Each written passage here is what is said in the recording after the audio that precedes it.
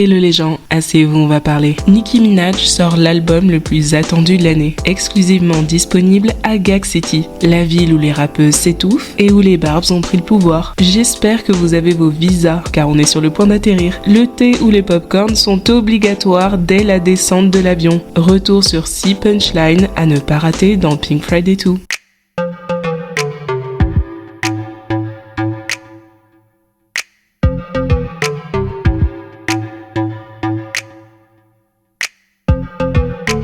Gag City Airlines is ready to make its descent.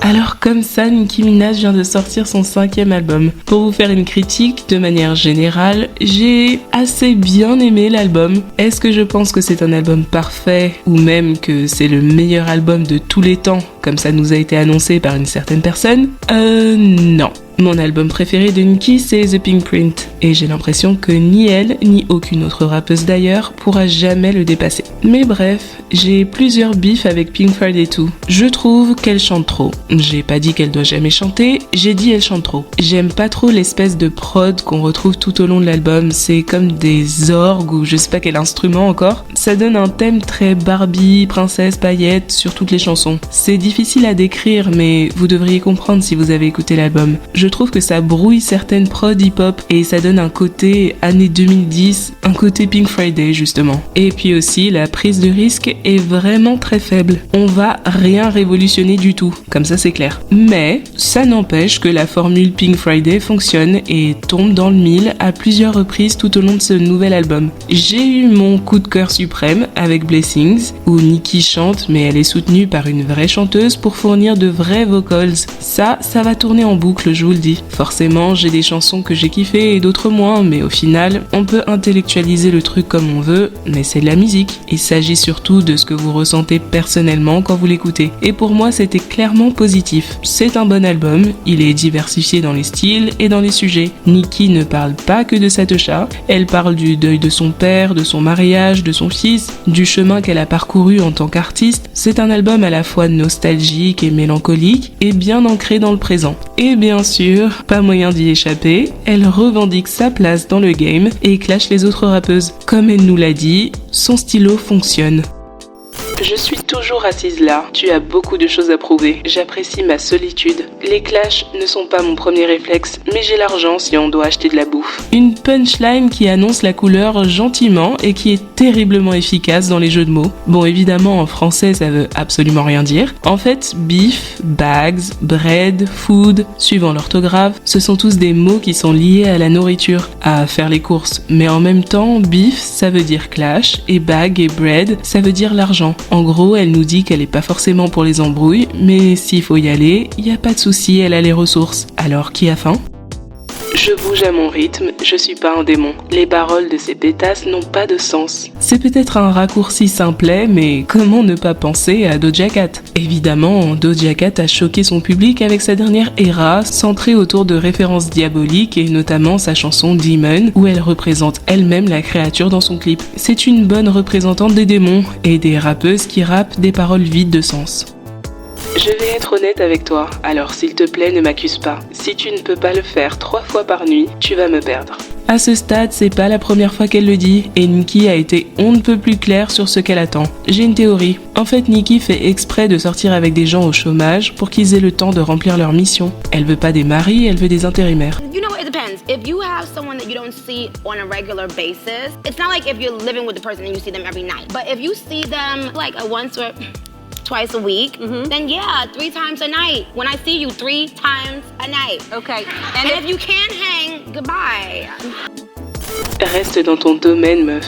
Je suis pas Iggy. Celle-ci aussi, il faut vraiment la manger en anglais, sinon ça n'a pas de sens. Lane, ça veut dire domaine, mais c'est aussi un jeu de mots avec le nom de Tory, Lanes. Nicki conseille évidemment à Megan Thee Stallion de bien rester dans ses embrouilles avec Tory et de ne pas venir la déranger elle. Iggy est un peu un dommage collatéral dans la punchline car avant que Tory parte en tôle, Iggy et Tory ont développé une relation au minimum amicale, pour ne pas dire plus. Et puis alors que Tory était en prison et que le juge devait décider de sa sentence, Iggy s'est retrouvée dans la sauce parce qu'elle a accepté d'écrire une lettre de soutien pour Tory. Le genre de lettre qu'on ajoute à ton dossier pour montrer au juge que d'après certaines personnes, personne, tu n'es pas un FDP, ou bien t'es un gentil FDP. Bref, Iggy a écrit ça et la lettre est sortie dans la presse. Du coup, Nicki conseille à Megan de ne pas la tester et de plutôt s'embrouiller avec des gens comme Iggy, qui ont carrément écrit des lettres de soutien pour Tori, plutôt que de lui envoyer des pics à elle. Oui, parce que Megan et Nicki se clashent régulièrement depuis très longtemps maintenant. Dans Bongos, Megan a dit « Ces pétasses prennent de la drogue, mais c'est moi qu'elles peuvent pas supporter. Hot girl shit, je vais remuer quelque chose, je sais que ces pétasses raides ne peuvent pas comprendre. » Et puis elle a aussi dit en interview, après le procès de Tori, qu'elle était déçue des gens de l'industrie qui ne l'ont pas soutenue et qui se sont moqués d'elle. Elle ne nomme personne, mais par exemple 50 Cent, Joe Budden, Drake, Nicki Minaj pourront se reconnaître.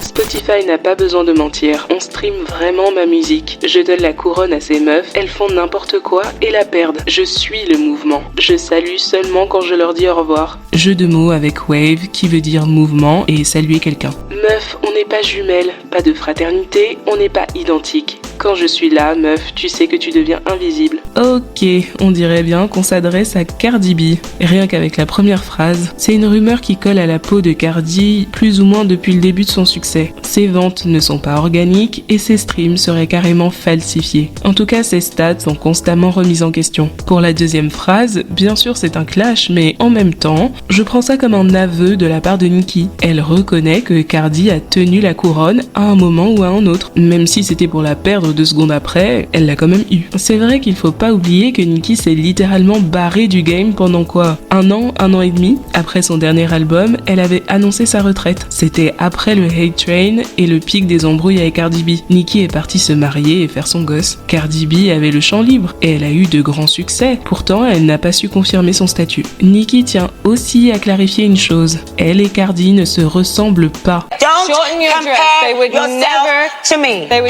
You are not on my level, Nicole. You never will be on my level. Do not compare yourself to me. Ça, c'est pas la faute de Cardi. Il faut que Nicki discute avec les Barbs. Parce que c'est eux qui entretiennent la narrative de Cardi qui va chez son chirurgien avec la photo de Nicki. Ils font des collages, ils laissent des commentaires pour faire une réputation de stalkeuse à Cardi B. Après, j'avoue que certaines photos mises côte à côte sont un petit peu déstabilisantes. That's weird. That's suspicious. J'ai dit à Drake qu'il ne me doit rien, jamais rien. Je prie pour que Wayne se rappelle toujours que je ne l'ai jamais laissé. Cette punchline est intéressante car elle oppose Drake et Lil Wayne et le genre de relation que Nicki entretient avec chacun d'eux. Lil Wayne est son mentor, celui qui lui a donné sa chance et à qui elle doit tout. Il y a un respect immense entre eux, beaucoup d'amour mais aussi une certaine hiérarchie. C'est Lil Wayne le boss et Nicki veut s'assurer qu'il soit certain de sa loyauté envers lui à chaque instant. Ils collaborent très régulièrement ensemble. Et puis de l'autre côté, on a Drake. La relation Drake-Nicki a toujours été un peu, comment dire, compliquée. Drake is always mad at me. He always finds a reason to not be my friends anymore. We're like an old married couple. How many times have you guys fallen out? A lot. And then every time we make it back up, we're like, no, you know I love you, I love you, I love you. No, you know I love me. Why did you say you hate me? Because I love you.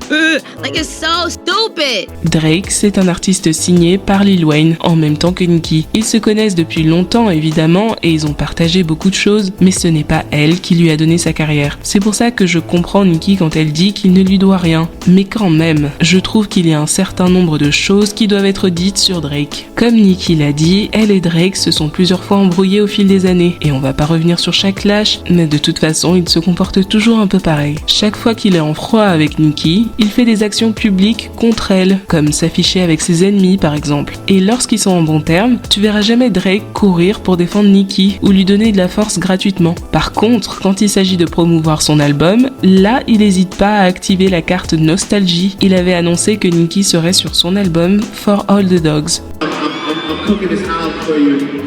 I'm gonna give away one thing off the album in Detroit tonight because I got a lot of love in Detroit. Me and Nicki Minaj did our first song in like a really long time. Du coup, Nicki et tous les Barbs ont fait la promotion de l'album. Mais finalement, c'est seulement quand l'album est sorti qu'on a découvert que Nicki n'était pas dedans. Si vous remarquez, Nicki avait sorti la chanson For All the Barbs en cadeau, parce que justement, c'est la chanson sur laquelle Drake avait retiré son couplet. La chanson est dans l'album de Drake, avec un autre titre, sans Nicki bien sûr. Aujourd'hui, alors qu'il a tardé à renvoyer son couplet, Drake est bien sur l'album de Nicki. C'est cool, on est tous très contents. Mais en fait, moi c'est bon, il m'a blasé. Surtout si si c'est pour venir faire son One Dance partie 2. S'il y a au moins une chose que Drake doit à Nicki, c'est de ne pas se foutre de sa gueule ouvertement. Nicki clash Lato, mais il y a une certaine punchline qu'elle devrait envoyer à Drake par courrier avec accusé de réception.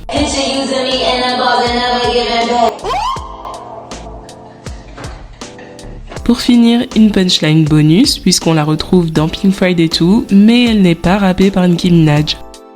Je suis juste le messager, mais Dieu est de qui vient ce message. Je veux t'envoyer mon respect parce que je représente ceux qui soutiennent leurs femmes malgré tous les extras qui arrivent. Un mot pour Willie Smith, ces idiots te coupent et t'évitent comme si leur vie était parfaite et qu'ils ne se sont jamais fait enfoncer. J. Cole réitère son soutien envers Will et Jada malgré le vent de critiques qu'ils se sont pris. En fait, il a une ancienne chanson dans laquelle il dit un truc du genre « Je veux un amour comme celui de Will et Jada ». Et après les scandales autour d'eux, les gens ont cru que J. Cole n'assumait plus ses paroles, mais il a expliqué que pas du tout. There's a clip of you recently performing and you skip over a certain line. Oh, I'm so glad you asked this, bro. Yo, first of all, that's from 2 years ago. When I did that, I think that was right around the time of like entanglement was the word, right? So if you look at my face, at least what I thought I was projecting, that's me being like, yeah, I still want that. I still admire them. Somewhere amongst all of that, I see loyalty and love. Let Me Calm Down, c'est une chanson assez profonde dans son genre. Ça parle de couple, de ce que c'est de maintenir une relation au quotidien, spécialement dans les moments difficiles où on peut plus le voir le gars en face avec sa sale tête, mais l'important c'est de se calmer, de repenser à pourquoi on a choisi cette personne à la base et de ne pas dire des choses qui dépassent notre pensée. Nicki parle de son propre mariage et J. Cole vient poser en tant que personne extérieure comme s'il conseillait le mari de Nicki. Ensuite il élargit et parle de couple de manière plus générale. Je vous dis ça parce que Nicki avait fait ce tweet avant la sortie de l'album. J'avais jamais reçu un couplet de rap et pleurer comme si j'étais à l'église. Pas parce que j'ai reçu le couplet, mais parce que les mots ont atteint une partie différente de mon psyché et de mon âme, d'une manière dont je n'étais pas vraiment préparée. Barbs, vous aviez raison, c'est tout ce que je dirais à propos de ça. Pour moi, c'est la seule chanson qui est en featuring de rap et qui parle de choses suffisamment profondes pour que ça la fasse pleurer. En plus, les Barbs lui demandent depuis longtemps de faire un feat avec J. Cole, et donc c'est sans doute pour ça qu'elle leur dit qu'ils ont eu raison. Dites en commentaire ce que vous pensez de la vidéo. Qu'est-ce que vous avez pensé de cet album? Je suis curieuse de savoir l'avis des Barbs et des non-Barbs. Est-ce que vous êtes d'accord avec mon interprétation des punchlines? Quels autres pics vous avez remarqués? Allez, on se parle en commentaire.